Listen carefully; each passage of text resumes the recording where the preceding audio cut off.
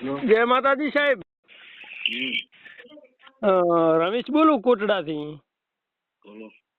સાહેબ આપણે કોઈ થરાદ જિલ્લો બનાવી છે, એમાં કોઈ કહેવાનો મતલબ દિયોદર ને થી 100 કિલોમીટર થરાદ થાય, બરાબર? તો દિયોદર ની પબ્લિક ને તો બધું થરાદ જવું પડે, એટલે હેરાનગતિ તો ખરી ને. હેલો, તો હેરાનગતિ પૂરેપૂરી તો તમે સાહેબ ધારાસભ્ય છો, તો એટલું તો પબ્લિક તમારા હાથી છે, તમને એટલો વોટ આલ્યા ખૂબલે ને ખૂબલે, એટલે તમે એટલી કહેવાનો મતલબ કે દિયોદર ને તમે થરાદમાં જોડી શકો, તો આ તો પરિસ્થિતિ ખરાબ જ કહેવાય ને.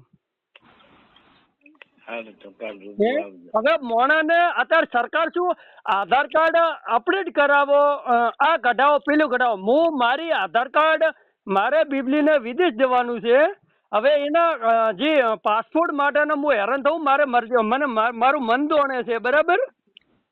અને હવે આ થરાદ જિલ્લો બનાવે એટલે હવે અમારે ગરીબ પરિસ્થિતિ વાળા માણસોને અહીંયા થરાદ જવું એટલે 100 કિલોમીટર થાય. હવે અહીંયાથી ભાડું ભાજી અને અમારે અહીંયા જવું એટલે વિચાર કરો તમે હેડો. તો આની અંદર કોઈ તમે રજૂઆત કરો, વત્તા ભાજપને વોટ કોટલાની અંદરથી હું મળવા નહીં દઉં આ જીવન. જાહેરમાં હું જનતા મુખ્યમંત્રીને અરજી લખીશ, બરાબર? પણ ઓનું કારણ શું? રાજકારણ ના ખેલાવવું જોઈએ આની અંદર. આ રાજકારણ ખેલાય છે કેમ કે બધાને પૈસા મળે એટલે બધા અલગ અલગ રીતે થાય બધાય.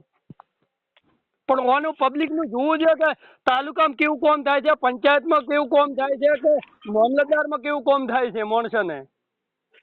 આ સાહેબ તમારે વિચારધારા રાખવી જોઈએ અને આ કરવું જોઈએ આપણે કે હવે દિયોદર થી હવે 90 કિલોમીટર સીધા 100 કિલોમીટર અહીંયા થરાદ જવું પડે માણસને.